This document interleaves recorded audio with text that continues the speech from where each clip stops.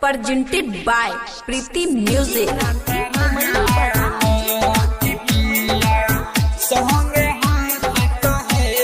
Mixed by P4 Prakash Raj.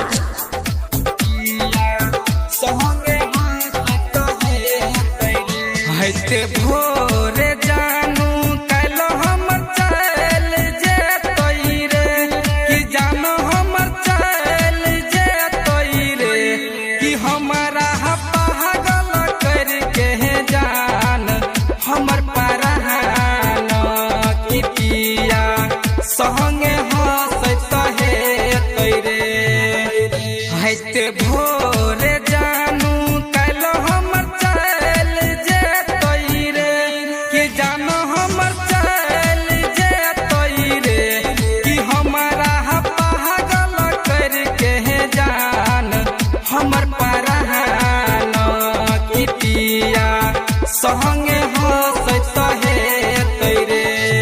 अभी आप सुन रहे हैं वीरपुर खुटौना से प्रीति म्यूजिक की शानदार प्रस्तुति।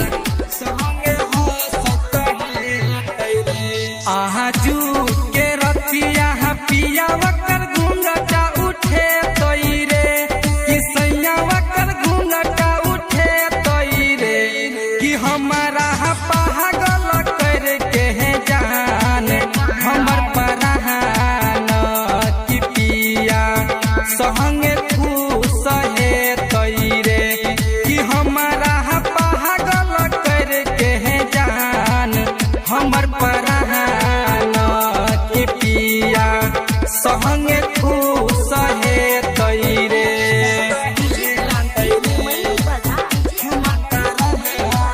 Mix by P4 Prakash Raj.